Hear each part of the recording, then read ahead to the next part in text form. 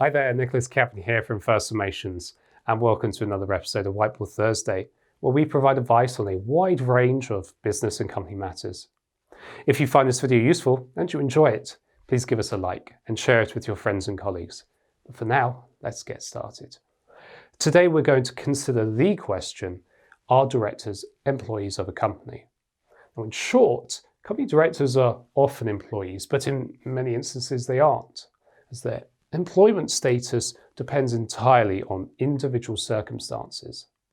By default, directors are known as what are called office holders, along with the company secretaries.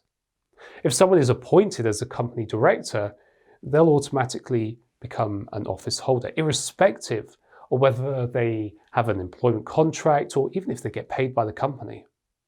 However, an office holder can also be an employee. But how can one decide if a director is also an employee of the company, and why does it matter? Let's all first consider the issue of employment status and why that matters.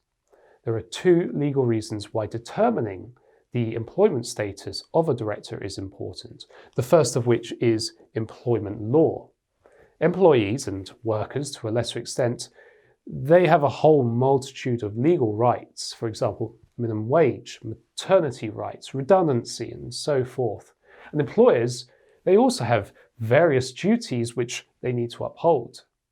And the second reason is tax. It is crucial for both the company and the employee to be aware of their responsibilities regarding PAYE and dealing with HMRC. Should be noted, it is also possible for someone to be considered as an employee for employment law purposes, but self-employed for tax purposes. This video focuses on determining whether a director is an employee for employment law purposes. So without further ado, let's tackle the question of when are company directors employees. Since many companies are founded and owned by one individual who also acts as the sole director, there's often little need to create an employment relationship or to put in place an employment contract between themselves and the corporate entity. In this case, they will not be considered as employees, just an office holder. But often directors are hired and paid for their services. In this scenario, they will often have what is known as a director's service agreement, or also called a service contract. This is very similar to an employment contract and generally sets out terms that would otherwise be contained in a standard employment contract, along with additional duties relating to their role as office holders. Company directors with a written service agreement will normally be considered employees as well as office holders, although that's not always the case. So just when does a service agreement not confer employment status? In general, directors who have a service agreement or employment contract will be classed as employees. But non-executive directors, or NEDs as they're sometimes called, who often act in more of an advisory or a mentorship role, may not intend to have an employment relationship with the company.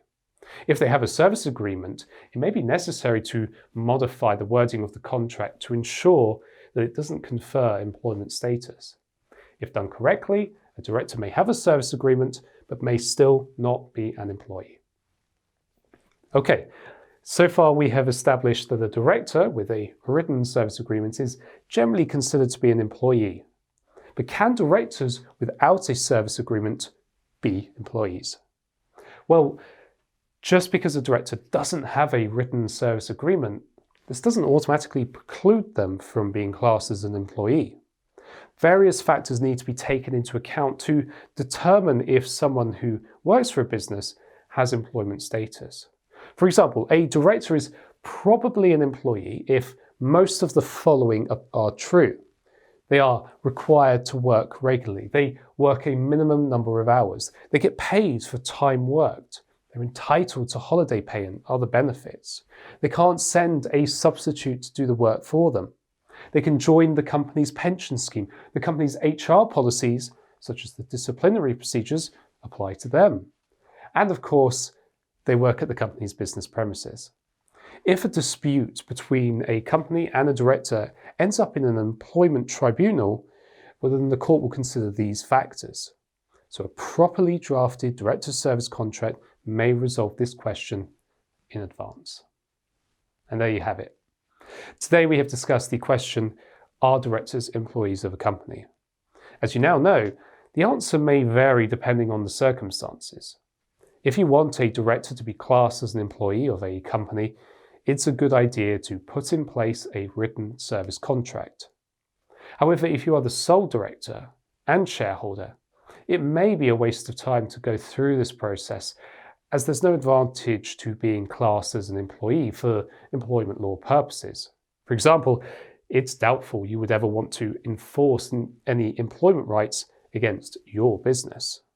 Regardless of what you decide, we would always recommend to take advice from a professional, such as an accountant or an HR expert.